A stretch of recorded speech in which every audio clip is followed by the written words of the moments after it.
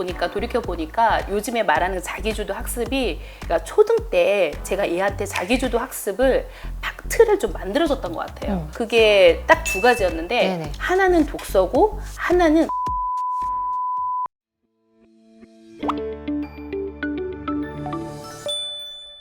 안녕하세요. 선배인 부모를 직접 찾아가 자녀 교육 경험담을 들어보는 다시 아이를 키운다면 두 번째 시간입니다. 오늘은 자녀를 이공계 인재로 키운 부모이자 초등 선생님 모시고 말씀 나눠보도록 하겠습니다. 안녕하세요. 안녕하세요. 26년 차 초등교사, 대학교 3학년, 고등학교 3학년 두 아이를 키우고 있고 하쌤엄마TV 유튜브 채널 운영하고 있는 학원혜입니다. 반갑습니다. 첫째가 포스텍 컴퓨터공학과 3학년이죠. 네네네. 그리고 둘째는 고등학교 3학년인 상황인데 네. 첫째, 둘째 얘기 좀 들려주세요. 유년 시절, 초등 시절을 어떻게 보냈는지. 저는 두 아들을 키우고 있는데요.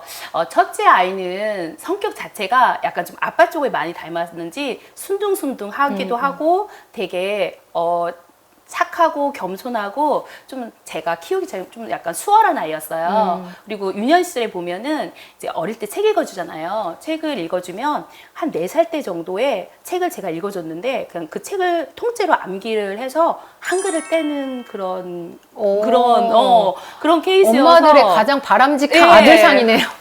그래서 많은 분들이 원하시는. 네, 맞아요. 그래서 같이 아들을 키우고 있는 그런 어머니들 중에 혹시 네 아이 영재 아니냐고 그렇게 한번 할 정도로 네네. 좀 어렸을 때 좀 영특했어요. 초등에 가서는 뭐 공부면 공부, 운동이면 운동, 악기면 악기, 그 엄마들이 좀 싫어하는 엄친아 있잖아요. 네네. 그 엄친아 그런 스타일이어가지고 네. 제가 좀 손이 성격도 많이 순종적인데. 네, 성격도 예. 순종적인데 뭘 하면 진득하니 사실 남자아이가 피아노를 7살 때 시작해서 초등학교 6학년 때까지 치는 경우가 거의 없죠. 예, 거의 바일 없어요. 뛰기도 힘들잖아요. 근데 7살 때 시작해서 초등학교 6년까지 그냥 피아노를 친 아이거든요. 그러니까 네. 그것만 봐도 약간 끈기도 좀 있고 네네. 공부하기에 조금 적합한 그런 여러 가지 좀 요인들이 좀 있었어요. 큰 애한테. 그러면은 네. 특히 그 중에서도 관심사, 가장 네. 재능을 보인 분야는 뭐였나요? 가장 재능을 보인 분야는 얘가 좀 과학 분야를 되게 좋아했는데, 그러니까 레고 마니아였어요. 네. 그래서 레고 조립하는 것도 되게 좋아하고, 그리고 과학 영재도 좀 하고. 네네. 네, 첫째는 그렇게 되게 했는데, 근데 사실 제가 아이 키우면서 그 교육에 대한 인사이트를 얻은 거는 첫째 아이가 아니고 저희 둘째 아이. 네네. 둘째 아이한테서 제가 되게 교육에 대해서 그런 통찰을 많이 얻고 숙제도 많이 얻고 고민도 많이 해서 그 둘째 아이한테서 많은 인사이트를 얻었는데 둘째 아이는 어린 시절에 약간 성격이 저랑 똑같아가지고 예, 선생님 성격이 어떠실까요? 제 성격이 이렇게 남이 시켜서 하면 절대 안 하는 성격 알잖아요. 제가 우러나서 해야 되는 그런 성격이어서 성격 자체도 좀 다르고 그리고 유년 시절에 이제 책 읽어주려고 이렇게 무릎에다 딱 앉혀주면은 이렇게 도망가고 그리고 이제 어린이집에 이제 상담을 가면 선생님이 이제 너무 집중력이 짧다고 그러고 초등학교 시절에는 얘는 공부보다는 운동에 진심인 학생. 네. 얘가 축구 선수를 하려고 7살 때부터 초등학교 4학년 때까지 열심히 했거든요. 네. 초등학교 4학년 겨울방학에 나는 아닌가 봐 하고서 이제 진로를 축구를 그만두면서부터 꿈을 이루면서 그때부터 사춘기가 와가지고 초등학교 시기적으로요. 5학년부터 네. 중학교 3년 때까지 조금 힘들게 저를 단련시킨 아들. 그럼 첫째 때는 걱정이 없으셨다가 뭐만 하면 또 잘하는 맞아요. 그런 아들이었는데 둘째를 통해서 많은 네. 걸 경험을 하셨을 것 같아요. 제가 교육자로서 우리 둘째 아이를 키우면서 그 얻은 그런 깨달음 같은 것들이 학교 아이들을 키우면서도 우리 학교 아이들을 이해하는 데도 많이 도움이 됐어요. 그러니까요. 초등학교 선생님이시잖아요. 네네네. 이때 경험이 아이들을 볼 때 좀 달라지는 그런 부분들이 맞아요. 있나요? 선생님의 경험. 제가 만약에 아이를 키우지 않았더라면 정말 몰랐을 그런 부모님의 마음 같은 것도 그런 절실한 마음도 제가 더 알게 된 것 같아요. 과학적으로 많은 특기가 나타났던 거잖아요. 네네. 그걸 어떻게 좀 살려주셨어요?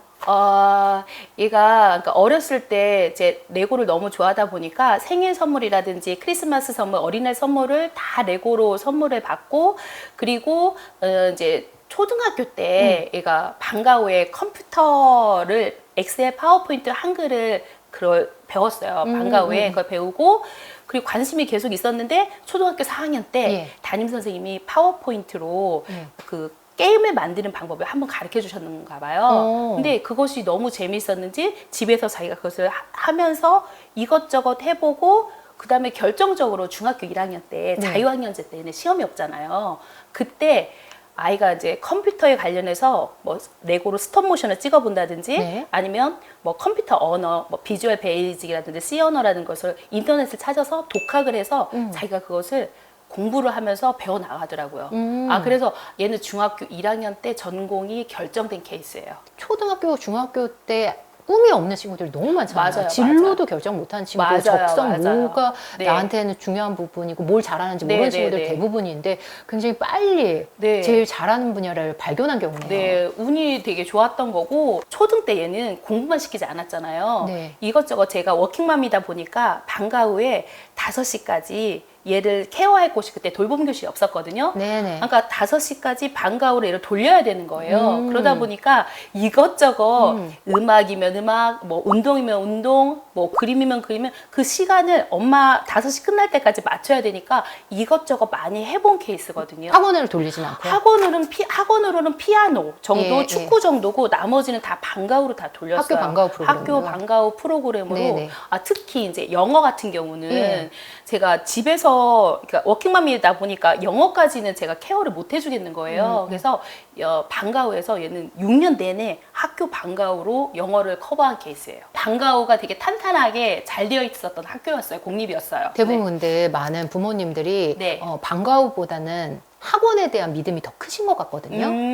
혹시 네. 장단점을 좀 비교해 주신다면요? 이용해 보셨으니까. 예, 근데 방과 후가 좋은 게 뭐냐면 일단 저렴하다는 거. 시설비가 훨씬 따로 저렴하죠. 예, 안 예. 들고 저렴하고 안전 문제. 학교에 있으니까. 학교에 있으니까 안전 문제가 있고 근데 학원은 되게 비싸고 예. 그걸 다 하려면은 학원으로 돌려면 돈이 정말 많이 들었을 거예요.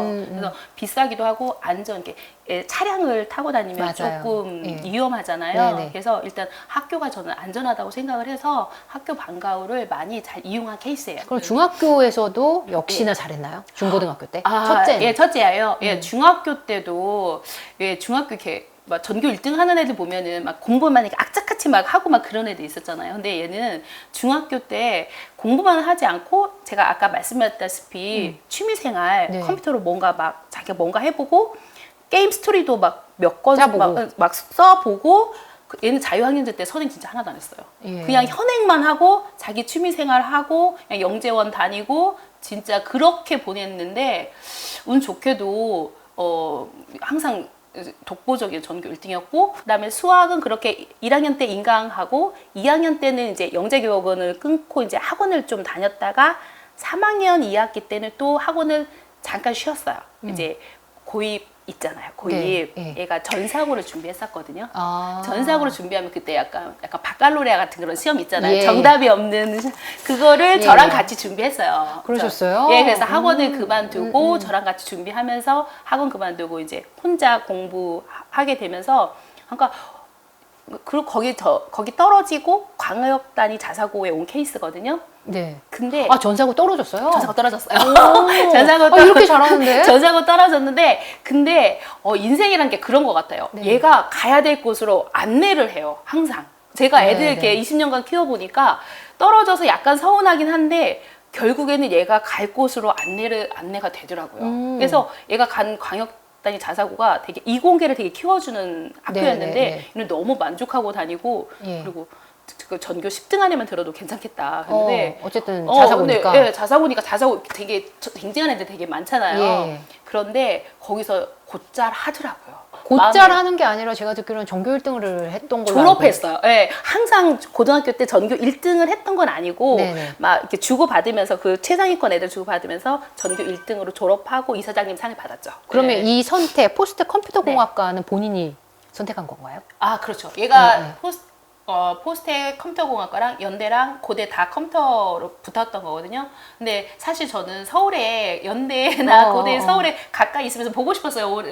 더 집에서 같이 있고 싶었는데 얘는 약간 연구를 좀 더 하고 싶고 그래서 좀 약간 포스텍에 학교를 또 가봤는데 너무 마음에 든다고. 기숙사 생활하고 싶은 거 아니에요? 그 엄마들 그런 얘기 하더라고요. 엄마 떠나고 싶어서 그런 거 아니야. 막 그랬는데, 저는 자기는 연구중심 대학교 가서 석박 네네. 조금 더 하고 싶다고. 네, 계속 여기를 선택. 예, 그쪽으로 가더라고요. 제가 보니까 패턴이 뭐 인강을 활용한다든지 그리고 사교육을 그렇게 활용을 안 한 거 보니까 네네. 자기주도적인 습관이 맞아. 있었던 것 같아요. 네, 그 포인트를 좀 짚어주세요. 네, 제가 지금 생각해 보니까 돌이켜 보니까 요즘에 말하는 자기주도 학습이 그러니까 초등 때 제가 얘한테 자기주도 학습을 틀을 좀 만들어줬던 것 같아요. 그게 뭘까요? 그게 딱 두 가지였는데 네네. 하나는 독서고 하나는 복습이었어요. 복습이요? 예, 복습. 독서는 저는 그러니까 집에 와서 8시부터 9시까지는 저희 집이 저랑 저희 큰애랑 작은애랑 셋이서 그 시간은 항상 책 읽는 시간.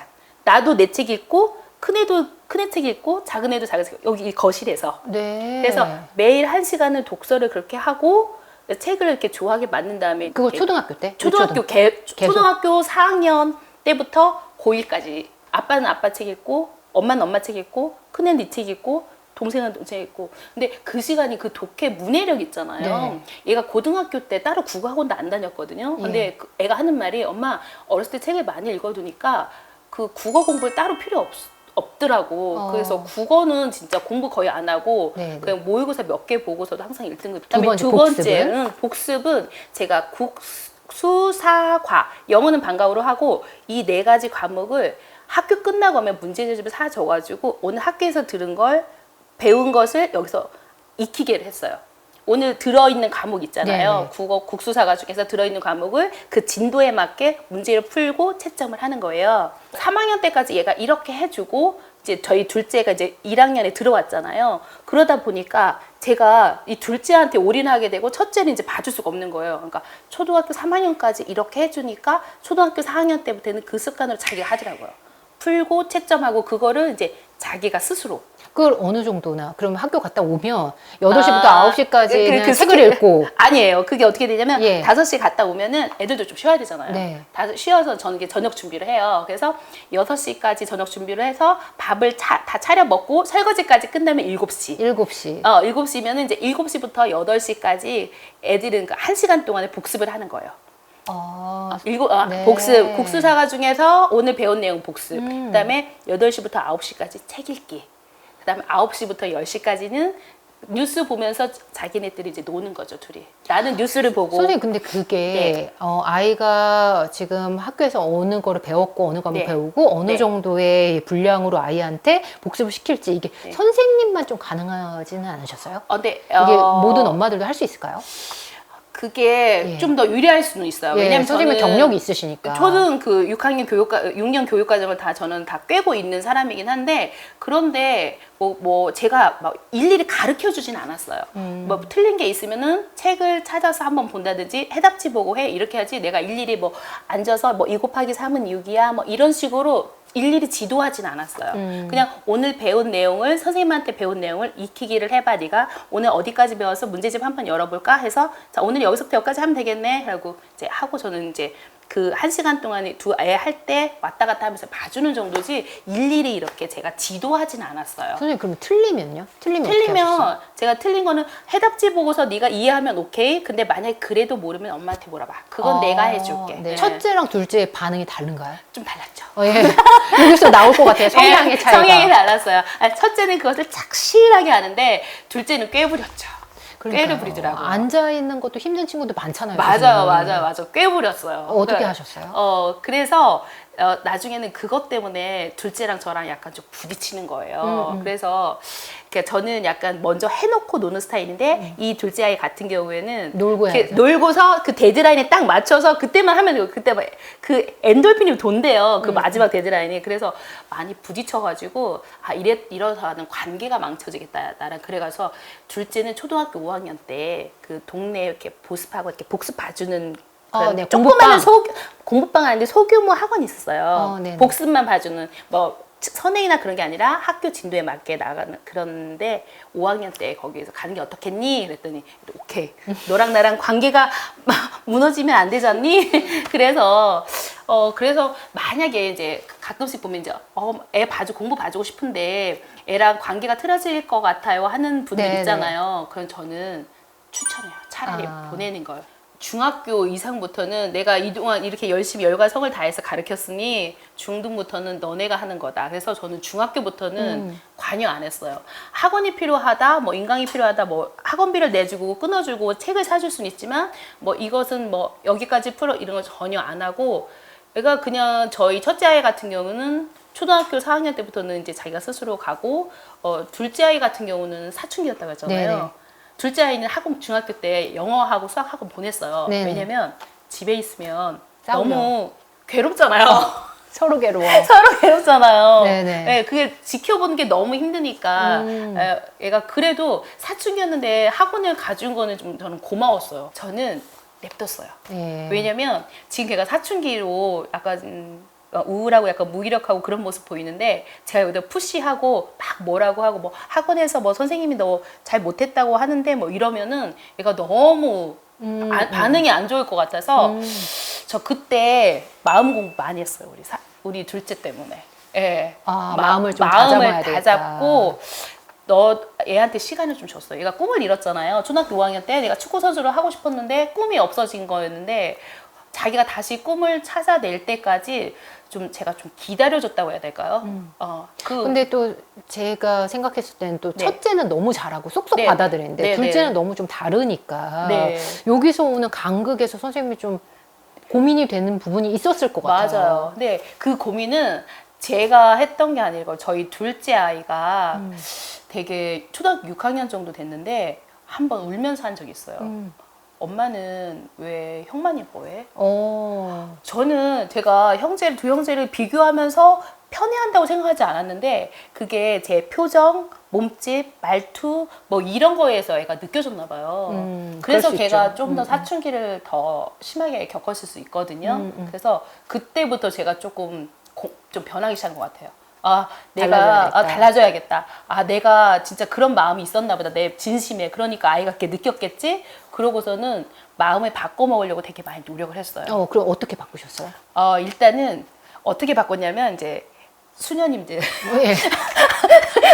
목사님들, 네. 스님들 이제 이야기를 다 듣고 이제 마음을 내려놓는 공부를 하고 제가 지금 이렇게 반지도 끼고 다니잖아요. 이게 약간 믿음 반지처럼 내가 이렇게 욕심이 올라올 때마다 둘째에 대해서 이걸 받으면서 우리 아이가 몸과 마음이 건강한 것만으로 감사하다. 이렇게 마음을 다 잡았어요. 사실 애들 성적 때문에 자살하고 되게 힘들게 극단적 선택하는 애들 되게 많잖아요. 예. 근데 우리 아이가 그렇지 않고 학교 다녀주는 거, 학원이라도 다녀주는 거, 뭐 온전히 이렇게 학원 가서 잘하거나 그렇진 않지만 그래도 몸과 마음이 건강해서 감사하다. 이런 마음을 내니까 아이가 조금씩 변하더라고요. 마음은 이만큼 올라왔는데 그게 누구로 지던가요, 선생님? 그게 좀 힘들죠. 네. 그래서 얘가 사춘기 겪을 때 제가 마음 수양을 또 했는데 거기다가 플러스 뭐 하셨어요? 선생님 뭐 명상하셨어요? 명상? 명상 비슷한 거 했어요. 운동했어요. 운동. 왜냐면 네. 엄마도 사춘기 아이랑 같이 있으면 살이가 나올 것 같거든요. 얘가 사춘기가 오는 순간에 저는 밤마다 운동하러 댄스하러. 정말요? 오늘 안 그래도 또 댄스북 같은 느낌으로 입고 오셔가지고. 왜냐면 네네. 엄마도 사실 애도 힘들지만 엄마도 너무 힘들죠. 엄마도 되게 힘들거든요. 엄마도 뭔가 이렇게 스트레스를 해소할 곳이 있어야지 애를 품어줄 수 있는데 내가 그렇게 하지 않으면은 애를 품을 수가 없는 거예요. 엄마도 예민하고 애도 예민하고. 그러면 이제 부딪히죠. 예. 특히 얘가 사춘기가 올 정도 되면 우리 엄마들인데 갱년기랑 맞아요. 비슷하게 오잖아요. 예. 애가 사춘기가 왔을 때 마음 수양하는 거 진짜 도움 많이 되고 엄마가 좋아하는 취미생활이라든지 약간 분리되는 그런 경험이 애를 바라보고 있으면 너무나 힘들잖아요. 네네. 그 애 자체도 내가 걔를 바라보면 너무 압박감과 그런 게 힘들다고 하더라고요. 그래서 조금 그때는 거리를 따뜻한 방임으로 큰 울타리를 벗어나지만 않는다면 그 정도면 오케이. 초등 때는 좀 일을 줄이시라고 많이 말씀드려요, 사실은. 중고등 가면 우리가 손을 댈래야 댈 수가 없어요, 애한테. 짝사랑이잖아요, 애한테. 초등 때는 조금 일을 줄이는 게 낫고, 중고등 때는 엄마가 일을 하는 게 더 나은 것 같아요. 애한테 맞아요. 올인하지 않고. 너무 계속 있으면 잔소리를 너무 많이 잔소리하게 하니까. 되고 너무 힘들어요.